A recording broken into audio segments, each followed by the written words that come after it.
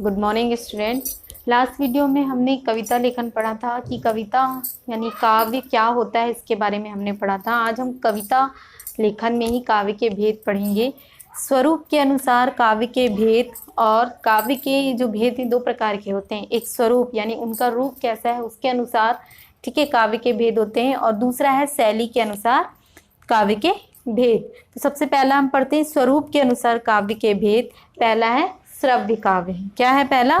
श्रव्य काव्य। ठीक है, मैंने पिछले वीडियो में भी थोड़ा बहुत श्रव्य काव्य के बारे में ओरल बताया था। आज हम डिटेल में पढ़ते हैं श्रव्य काव्य।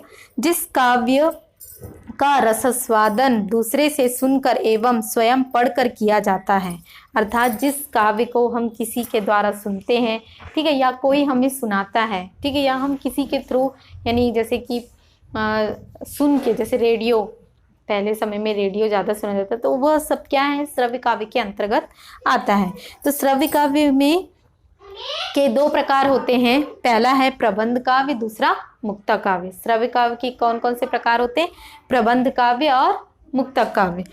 अब हम आते हैं स्वरूप के अनुसार काव्य का। पहला भेद हमने पढ़ा श्रव्य काव्य। दूसरा हम पढ़ेंगे दृश्य काव्य। ठीक है, जैसे दृश्य का मतलब होता है देखना। ठीक, तो दृश्य काव्य में इसके बारे में आगे हम डिटेल में पढ़ेंगे। तो प्रबंध काव्य जो होता है, प्रबंध काव्य और मुक्तक काव्य। तो प्रबंध काव्य को दो भागों में बांटा गया है। पहला महाकाव्य, दूसरा खंड काव्य। अब ये है श्रव्य काव्य को दो भागों में बांटा गया है, प्रबंध काव्य और मुक्तक काव्य। अब प्रबंध काव्य को भी दो भागों में बांटा गया है। पहला है महाकाव्य और दूसरा खंड काव्य।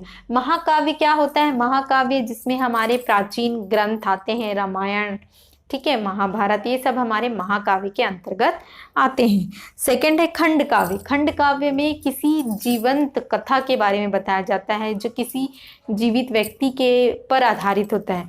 और महाकाव्य क्या होता है? महाकाव्य में प्राचीन ग्रंथों के ऊपर रचना होती है, वह होता है महाकाव्य। तो इस प्रकार दो होते हैं, महाकाव्य और खंड काव्य। अब हम आते हैं दृश्य काव्य। ठीक है, तो पहले हमने पढ़ा था श्रव्य काव्य, ठीक है, जिसे हम सुन सकते हैं। दृश्य यानी जिसे हम देख और सुन दोनों सकते हैं, वह होता है दृश्य काव्य। जिस काव्य की आनंदाभूति अभिनय को देखकर एवं पात्रों से कथोपकथन को सुनकर होती है, अर्थात जिस काव्य की आनंदाभूति, ठीक है, अर्थात जिस काव्य को पढ़ने से हमारे मन के अंदर आनंद की अनुभूति होती है, ठीक है, और पात्रों के कथोपकथन का मतलब होता है उनके कहने की जो भाषा है, जो बोली है, उसको सुनकर होता है, उसे दृश्य काव्य कहते हैं। ठीक है,